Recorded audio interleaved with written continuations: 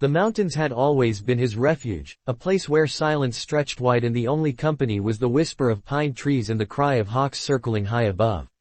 He had never known much of people, never cared to. His cabin stood alone against the backdrop of jagged peaks, smoke rising from the chimney only when the nights turned bitter cold.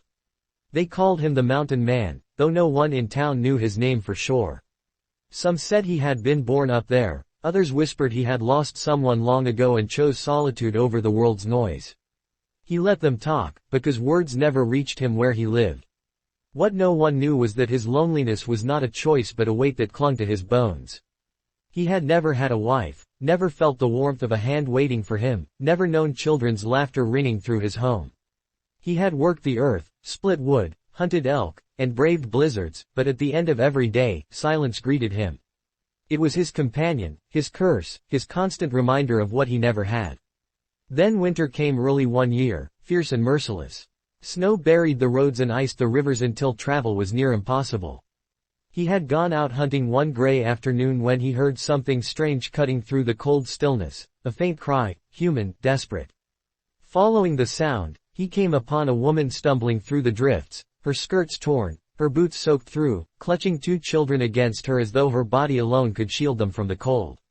She looked up at him with wild eyes, half frozen, half terrified, as though she wasn't sure if he was a savior or another danger.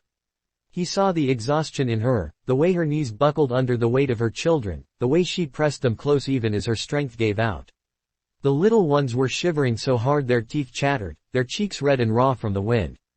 Without a word, he scooped the youngest into his arms, motioned for her to follow, and trudged back toward his cabin. The fire was low when they entered, but he threw logs onto it until it roared to life, spreading heat across the small room. He wrapped the children in blankets, their tiny hands gripping his rough coat as though they had known him all their lives. The woman sat close to the fire, her face shadowed with weariness. She had the look of someone who had lost more than she could carry. "My husband," she whispered finally, her voice thin and breaking, "he's gone. We were trying to make it across the pass when the storm hit. I thought we'd die out there." He didn't answer, only set about warming food, pouring hot broth into cups, and placing them gently in their hands. Her eyes followed him, cautious but softening with each moment that her children's trembling eased. Days passed before she found enough strength to smile again, before the children dared to laugh in the corners of the cabin. They filled the silence he had lived with for years, their voices bouncing off the log walls like music he had never known existed. She mended his torn shirts with practiced hands, stirred the pot over the fire with quiet grace, and sometimes he caught her staring out at the snow with tears she thought no one saw. He never asked for details. He didn't need to. Loss spoke its own language, and he knew it well. She had loved and lost, he had never even had the chance. But in the stillness of those long nights, when the wind screamed outside and the children slept soundly bundled in quilts, he would glance at her across the fire and feel something stirring in him he had thought impossible, a longing not for solitude but for a life he had never allowed himself to imagine. One evening, the little boy climbed into his lap without hesitation, holding up a wooden horse he had whittled for him earlier that day. "You're strong," the child said simply, resting his head against the man's chest. The woman's eyes met his, wide and searching, and for the first time he saw hope flicker there. "I never had a wife," he said gruffly, his voice low, almost like confessing to himself. The words hung heavy in the cabin, but not with shame, only with a truth long buried. Her lips parted, her breath catching, but she said nothing. Instead, she moved closer, placing her hand over his where it rested against the boy's back. Her touch was steady, warm, and in that moment the silence of the mountains no longer felt like loneliness. It felt like a beginning. The snow lingered, heavy and relentless, covering the earth in white silence. In those days after he brought her and the children into his cabin, the mountain man discovered something he had never expected to find in all his years of solitude: purpose. The children were no longer just guests in his home, they became a part of it, their small voices echoing in the spaces where only the crackle of firewood had once lived. The widow, with her quiet strength, seemed to stitch the broken threads of his life together simply by being present. He never asked her name outright. It came naturally one evening when she sang to her children softly, a lullaby broken by grief but held together by love. Hush now, Clara, she whispered, brushing the little girl's hair back from her forehead. Sleep, Samuel. Their names rang in his ears like an anchor, something that gave shape to the strangers who had become family in his cabin. And when Samuel looked up and said, Mama, who will take care of us now? He saw her body stiffen with the weight of a question she could not answer. He had no right, he thought. He was just a man of the mountains, unpolished, unlettered, rough in ways the world would not forgive. He had never had a wife, never even courted a woman. His hands were scarred from chopping wood, his face lined by wind and sun, and his voice was often more growl than gentle. But when Samuel pressed against his side, when Clara reached for his finger with her tiny hand, something stirred inside him that told him maybe he could answer that question, even if only in silence. The days stretched long as winter deepened. He hunted with care, taking only what was needed to feed 4 mouths instead of 1. When he carried a deer home over his shoulders, Clara clapped her little hands, eyes wide as though he had returned from battle. The widow cooked with what they had, stretching venison into stews, bread from what little flour he stored away, making the cabin smell like a home instead of a hermit's retreat. He caught himself watching her sometimes as she bent over the fire or mended clothes, and when her gaze flicked up to catch him staring, neither spoke, though a flush crept across her cheeks. But grief was not a thing that left easily. Some nights she wept quietly when she thought the children were asleep, muffling her sobs against the quilt. He never intruded, only stoked the fire higher, letting its warmth speak where words failed him. He knew loss too, though his was different. He had lost not someone, but the chance to ever belong. Still, in her tears he recognized the same emptiness he had carried for years. The children began to thrive in the mountains. Samuel followed him eagerly, trudging through snow in boots too large, asking endless questions about tracks in the snow, the way to set traps, how to hold a knife. The mountain man answered in gruff tones, but his patience surprised even himself. He taught Samuel how to carve wood, shaping sticks into something more, and Samuel beamed with pride when he held the wooden horse he'd made with his own hands. Clara stayed close to her mother, often sitting by the fire, humming the tunes her mother sang. She had the same eyes, deep, searching, too old for her years. Spring broke slowly, melting the snow into rushing streams.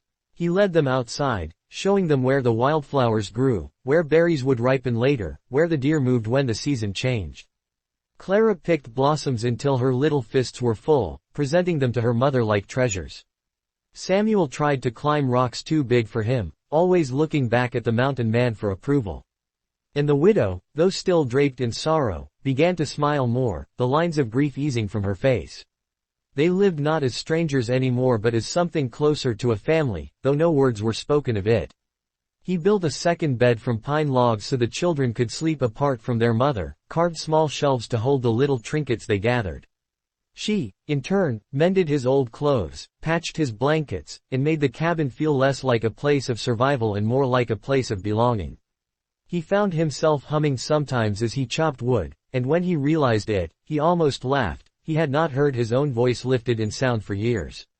But the mountain was not a gentle teacher.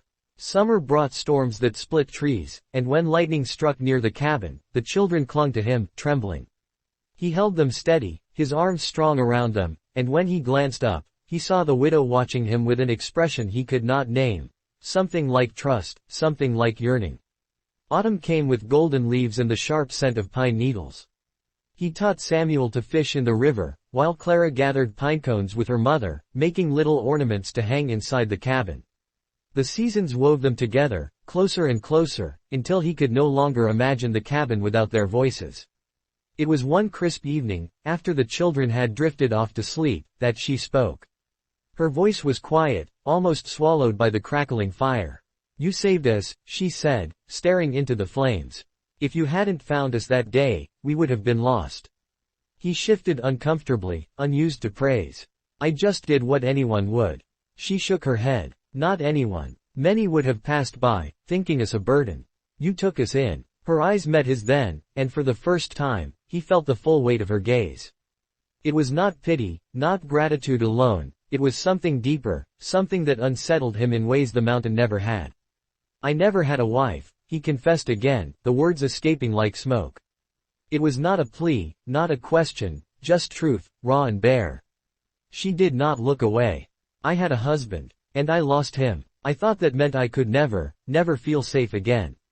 But here, her hand trembled as it reached across the space between them, settling lightly on his. Here, with you, I feel something I thought was gone forever. The silence that followed was not empty this time. It was full, thick with everything unsaid. He didn't pull his hand away. Instead, he let her fingers curl against his rough skin, and in that small gesture, a promise was born, not spoken, but understood. The months rolled on. He became father to Samuel in every way but name, teaching him to shoot a bow, to build a fire, to walk quietly through the forest. Samuel looked at him with admiration so fierce it made his chest ache. Clara grew into a bright, gentle spirit, often running to him with flowers or little stories, her laughter the sweetest sound he had ever known. In the widow, her presence became the very rhythm of his days. Her voice was the first thing he listened for in the morning, her smile the light he carried through the harshest storms. But the world outside the mountain was not gone. One autumn afternoon, men from town came riding through, hunters seeking game before winter. They stopped at his cabin, surprised to find not only him but a woman and children there. Their eyes lingered on her longer than he liked, and though she stood tall, he saw the way her hand tightened protectively on Clara's shoulder. One of the men smirked and said, "Didn't know you'd gone and got yourself a wife up here, mountain man." The words burned in his ears. He clenched his fists, not at the insult but at the way it cut close to something he wanted but had not yet claimed. He said nothing, only stood between them and the cabin until they left, but later, when the children were asleep, the widow touched his arm gently. "You don't have to protect us from everything," she whispered. "Yes, I do," he answered gruffly, and she smiled faintly, as though she understood more than he said. Winter returned, harsher than before, testing everything they had built together. Food ran short, storms raged, and sickness threatened the children. He stayed awake nights tending the fire, keeping watch, his body a shield against the cold that sought to steal into their home. The widow worked beside him, her strength unyielding, her faith in him steady as stone. They endured, not because of him alone and not because of her alone, but because together they were stronger than either had ever been apart. And in the deep heart of that winter, when the snow fell thick and heavy, he found himself no longer a man alone in the mountains but part of something he had once believed he could never have. The silence that had haunted him for years was gone, replaced by laughter, tears, shared burdens, and unspoken love. He had never had a wife, never had a family, but now, in the warmth of the cabin, with her hand in his and the children asleep close by, he realized that sometimes the life you think is lost forever waits for you in the most unexpected places. The mountain winter dragged on with a stubbornness that tested every bit of strength they had left. Snow piled high against the cabin walls, burying the world outside in silence, cutting them off from any trace of the town below. Each morning he rose before dawn, stoking the fire so the cabin stayed warm, moving quietly so as not to wake the children. Sometimes, when he turned from the hearth, he would find her already awake, her hair unbound and falling loose, her face half shadowed in the firelight. She never said much in those moments. She only looked at him, and that look was enough to carry him through the day. Samuel grew restless in the small space, his energy brimming over, so the mountain man carved him little puzzles from scraps of wood, pieces that had to fit together just right. Clara would sit at the table with her mother, humming softly while they stitched and mended. The sound filled the cabin with something like music, weaving through the air until he caught himself listening with a tenderness that startled him. He had always thought of himself as a man apart, one who did not belong to anyone and who did not expect anyone to belong to him. Yet as he watched Samuel lean against him, as Clara climbed into his lap with complete trust, as the widow shared the work of survival without complaint, he began to wonder if perhaps the mountains had never meant for him to live alone.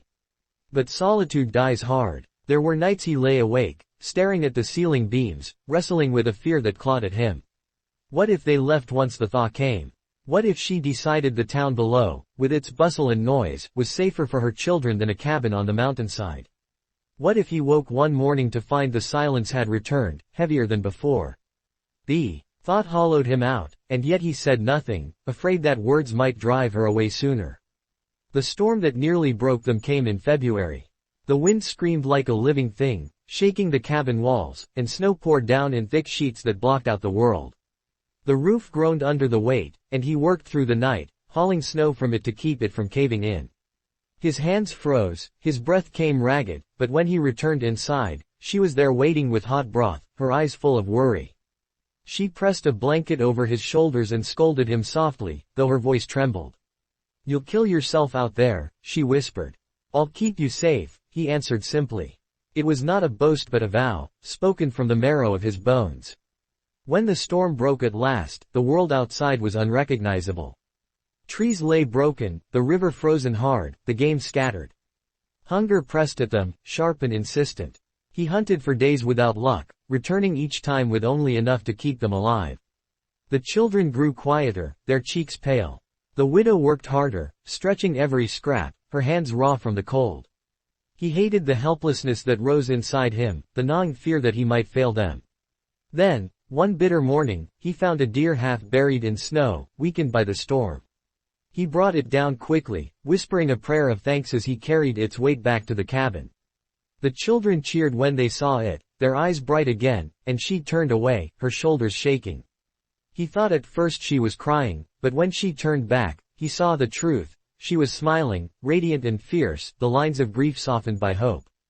That night, after the children slept full and warm, she sat across from him by the fire. Her hands twisted in her lap, as though she carried words she did not know how to release.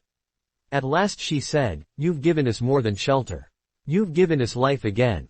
He shook his head, uncomfortable with praise. "I just did what was needed." Her eyes searched his face, steady and unyielding. "No, you've done more. Samuel looks at you as though you hung the moon. Clara runs to you before she runs to me. And me," she faltered, her voice breaking. "I thought I would never feel safe again. I thought I would never see a future for my children. But with you," she stopped, breath catching. "With you, I believe again." He stared at her, words locked in his throat. For a long time, silence stretched between them, heavy with everything unsaid. Then, without thinking, he reached across the table and covered her hands with his. They were small against his, worn by work and grief, but when her fingers tightened around his, it was as though the world itself shifted. After that night, something changed between them. It was not sudden, not a declaration, but a slow weaving together of two lives. She moved through the cabin as though it were truly hers now, not borrowed, not temporary. He began to think of her not as the widow but as the woman who shared his fire, his burdens, his nights. When Samuel called him, "Pa," by mistake one morning, the boy's cheeks flushed red, but the mountain man only pulled him close and ruffled his hair. Clara began leaving her little drawings tucked into his pockets, crude sketches of the cabin, of him, of their small family. He carried them like treasures, folded carefully, never thrown away. Spring returned at last, the snow melting into rushing streams, the forest waking with green. He showed Samuel how to plant small rows of potatoes and beans, how to turn the soil so it would feed them through the next winter. Clara followed with a basket, dropping seeds in neat little lines. The widow laughed then, a sound that caught him off guard. He realized he wanted to hear that laugh every day for the rest of his life. But life in the mountains was never without danger.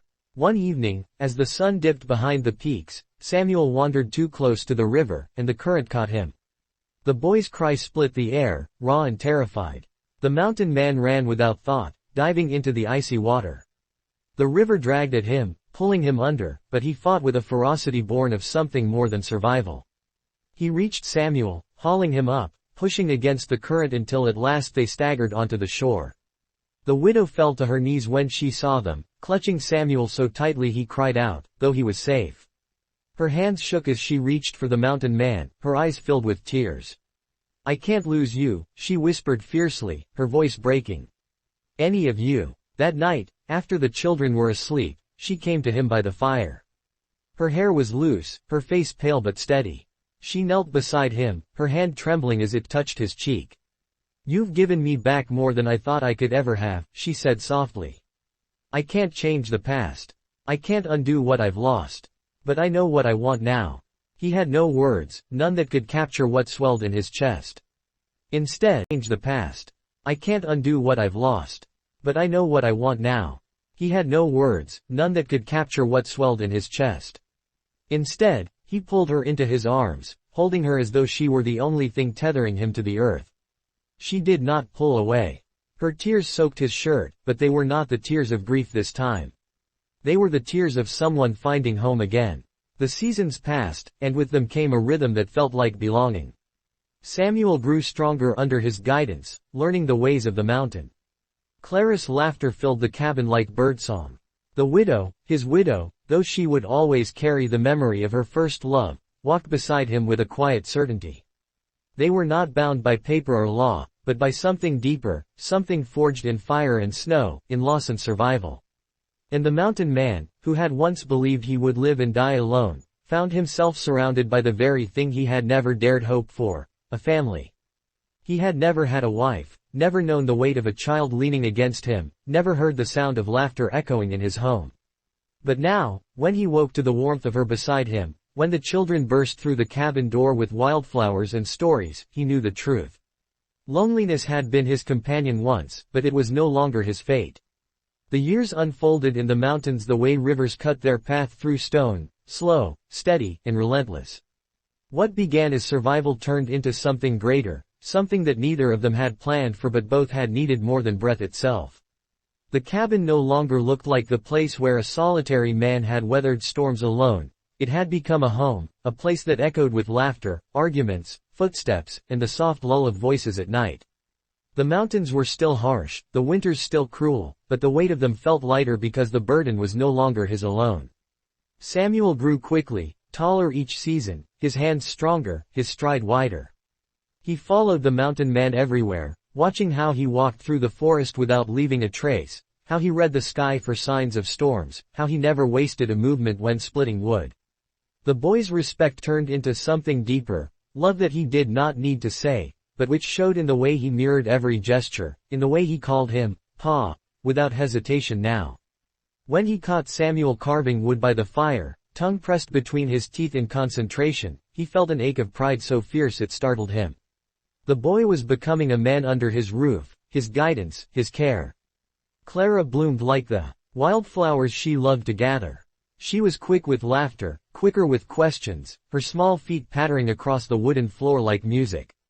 She carried a gentleness that softened even the hardest days, and he saw in her a reflection of her mother, a strength disguised as tenderness, a resilience that outshone even the fiercest storms.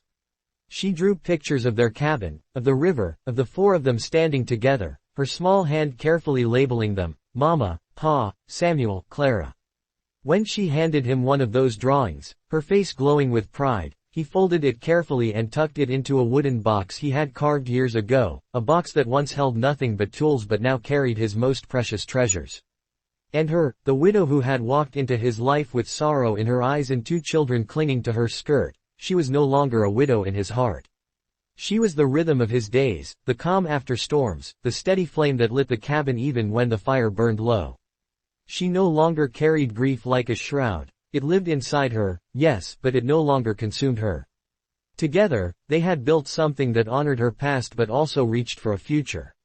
She walked beside him with certainty now, her hand slipping into his without hesitation, her laughter unguarded, her eyes clear. She was his partner, his equal, the answer to years of silence he had mistaken for destiny. But life in the mountains was never without its tests. One winter, Clara fell ill, her small body racked with fever, her breath shallow and strained. He sat by her side through endless nights, wiping her brow, whispering stories in a rough voice, his heart tearing apart at the thought of losing her. He had faced storms, wild animals, hunger, and solitude, but nothing compared to the terror of watching that little girl's chest rise and fall in fragile gasps. The widow's hands never stopped moving, brewing teas, murmuring prayers, clutching Clara's tiny fingers with desperation. Samuel hovered close, his young face pale with fear. The fever broke at dawn on the 7th day, Clara's body relaxing into sleep, her breath steady again. He had never cried in front of anyone before, but when her eyelids fluttered and her lips curved into the faintest smile, the tears came, silent, unrelenting, carving paths down his weathered face. The widow pressed her forehead against his, their tears mingling, and whispered, "We are still whole."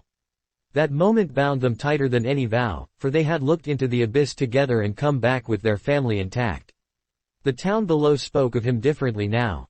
The whispers that once painted him as a recluse, a ghost in the mountains, turned into stories of the man who had taken in a widow and her children, who had carved a life in the wilderness not for himself but for a family. When he went to town for supplies, Samuel at his side, men greeted him with respect, and women looked at the widow with admiration rather than pity. Yet neither of them sought the world below.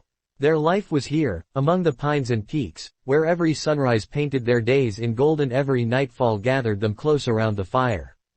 As the years passed, Samuel became strong and steady, a protector in his own right. Clara grew into a young woman with fire in her spirit and tenderness in her heart. The cabin expanded with their hands, new walls built, a second hearth added, shelves filled with books she had taught the children to read.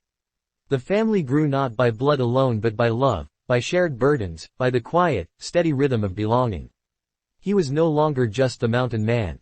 He was a father, a partner, a man who had once spoken the words, "I never had a wife," but who now carried the truth of something greater. For, though there had never been a wedding, never been vows spoken before men, there had been vows carved into the very marrow of their lives. Every hunt shared, every storm weathered, every illness fought, every laugh, every tear, they were his vows. And when he looked at her, when he saw her smile at him across the firelight, he knew she understood.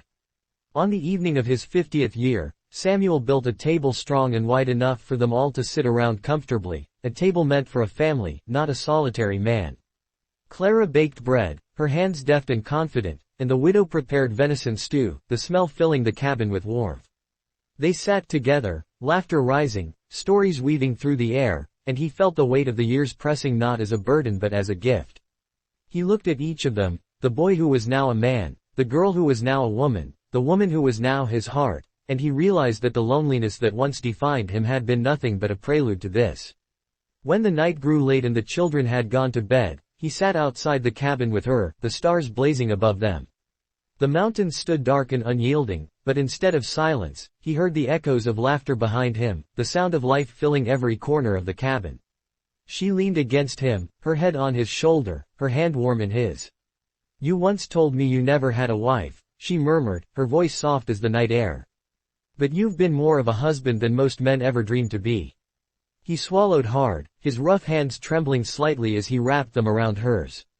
He had never been a man of words, but he didn't need them now. Everything he was, everything he had become, was written in the life they had built together. The mountain had given him nothing but solitude once, but now it had given him everything: love, laughter, family, and a home that would live beyond him. He had never had a wife, never thought he would, but as he sat there with her under the endless stars, with the sound of their children sleeping inside, he knew that the truth of his life was far richer than the words he had once spoken. And when the wind moved through the pines, it did not sound like loneliness anymore. It sounded like belonging.